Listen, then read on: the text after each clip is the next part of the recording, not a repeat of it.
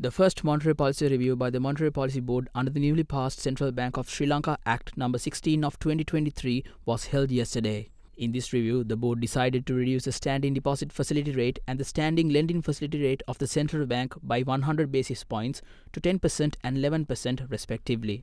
According to the central bank, the board arrived at this decision following a careful analysis of the current and expected developments, including low inflation and benign inflation expectations in the domestic economy, with the aim of stabilizing inflation at the envisaged 5% level in the medium term, thereby enabling the economy to reach its potential growth. Under the EU Central Bank Act, we have a commitment agreed with the government to maintain inflation at 5% over a medium to long term period. Current inflation, 1.3%, is below the range that we have to maintain medium to long term. But we can expect under normal circumstances, we can accept that trend to turn around and settle over a period of time around our target rate in 4 to 6, around 5% medium. So that's a normal circumstance that we can expect. On top of that, what we mentioned here, when you make the monetary policy decision, monetary policy board, look at carefully our inflation projections based on short-term factors. It can have some kind of a little higher than inflation expected than our normal circumstances, mainly because of what we are seeing, cost recovery pricing mechanism. We have seen already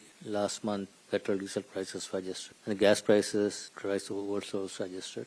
And looking at the outlook for petroleum energy products, we see global markets, the price remain high and still there's a talk about $100 a barrel. So if that's going to be the case, we can expect the adjustment under the cost recovery pricing formula of the energy and utility prices. That if we factor that in, plus in the coming budget, if the government is going to, for the fiscal policy, going to basically broad base the taxes or some tax measures could also have some impact if that happens. If inflation target is 5% and current policy rates 10 to 11%, we still see there's a space for us to relax monetary policy further. But depending on the inflation expectations and some short-term changes, we probably will look at it carefully before we make any decision going forward. So that's where in the next monetary review, before that, we will closely monitor inflation outcomes.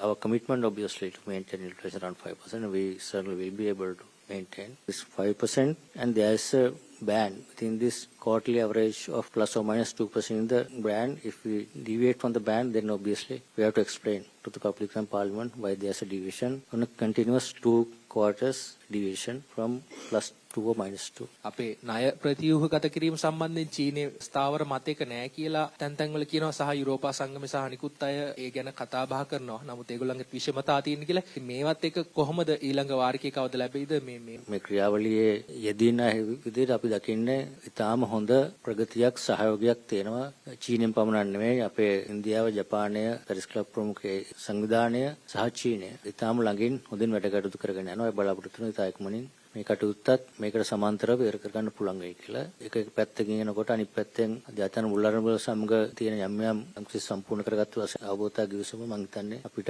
එක ඉක්මනින් පුළුවන් වෙයි කියලා බලාපොරොත්තුවක් තියෙනවා.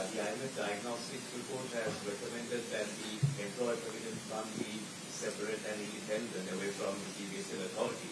What are your thoughts on that? No, from our point of view, with the modern central banking, central bank should be focused on their core objectives, price stability and financial stability. But because those are additional responsibilities ensured by different laws, we can't say no. So we have to deliver that objective as well. That's how we have been doing it. But going forward, it's a decision by the parliament, cabinet, or people, or members, if they want. They can change the law. If the law is changed, then obviously, so the recommendation is to have after proper consultation, establish an independent, properly regulated entity to manage the fund. And that's probably a best practice. I don't think many central banks around the world are managing someone else's fund.